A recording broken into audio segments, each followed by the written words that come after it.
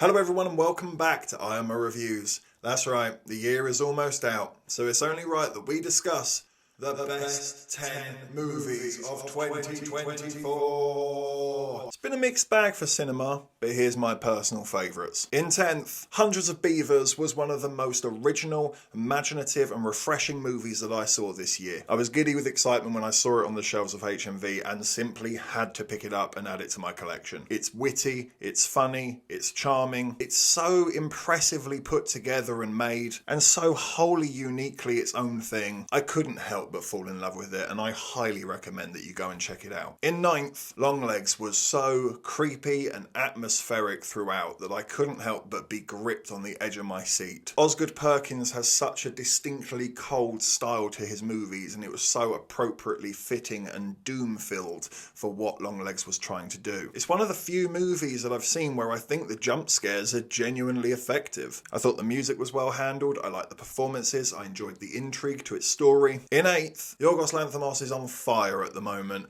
and Kinds of Kindness was an absolute blast. I love mysterious movies that are abstract and out there and get your old noggin thinking. Kinds of Kindness did that from start to finish. I loved piecing this together. I love seeing aspects of society and things that Yorgos was trying to say. I think on a very deep level, this is actually a really clever film. And I don't think it's going to work for everybody. I do think on a surface level, it is quite hard and tough to break into. But when you do crack that surface, there is an awful lot in there. It's just so rich and vibrant and beautifully made and wonderfully performed. In 7th, I thought the approach to the subject matter in American fiction was so damn refreshing. The internet and news articles can make you pull your hair out with society and this isn't allowed now and you can't say that because somebody's offended. And I love that American fiction just pulled back the veil and called bullshit on it all. I also thought Sterling K. Brown was freaking hilarious throughout this film. There's one scene in particular that really got a belly laugh out of me. He's so good.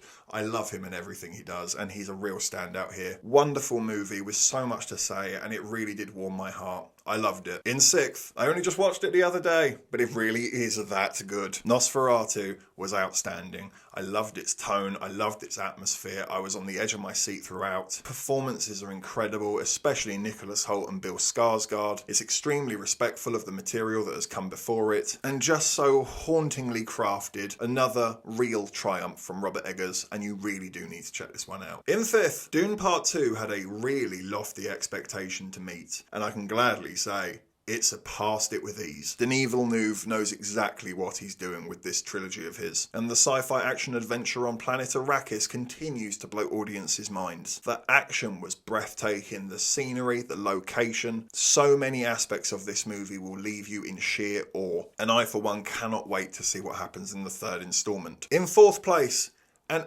ever so slightly just missing out on a podium spot, The Iron Claw reached into my chest and pulled my damn heart out. This film was guttingly emotional. It's so full of heart and love and passion and sweetness and serene realism, with harsh truths about a very successful family from a long time ago in the wrestling era. It's easily Zac Efron's best performance, but the surrounding cast are just as good. It's so well shot and beautifully edited with a lot of subtle nuance in its choices. I found it really hard not to put this one on the podium. It's a brilliant film, but there were 3 that I couldn't deny were better than it. Getting the bronze medal.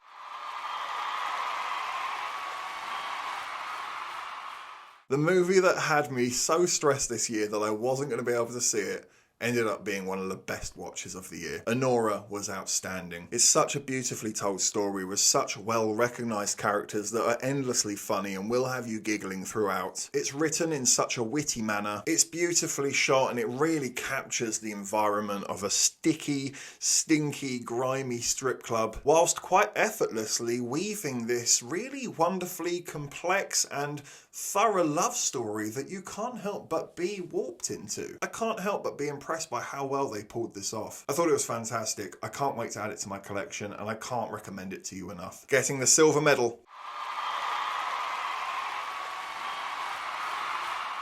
The substance blew my frickin' mind.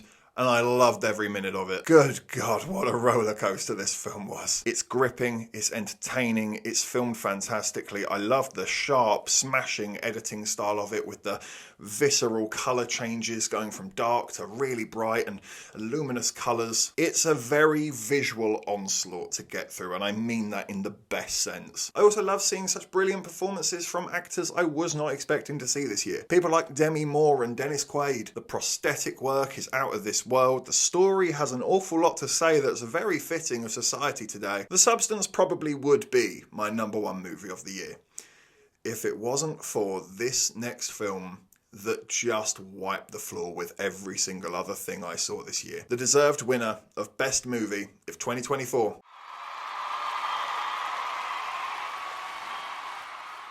I saw this very early this year, and I knew the second it ended, as I wiped away my tear with a trembling lip, that it's going to take one hell of a masterpiece to knock this off the top spot this year. And that masterpiece never came. The Zone of Interest has now got dust on it for how long it's been sat at the top spot of my ranking this year. It is undeniable. This is Jonathan Glazer's magnum opus. It is stunning. It is visceral, it is complex, it's eye-opening, and it's attacking the subject matter from such a refreshing and interesting and understanding perspective. I think it's absolutely genius. I think it's harrowing. I think it's heartfelt. I think it is holding up a mirror to society and showing you how ugly all of us can really be. With an ending that just sent a cold chill down my spine that I'll never forget. Easily the best film of 2024. Thank you for watching this video. What did you think of my list? Do you agree? Do you disagree?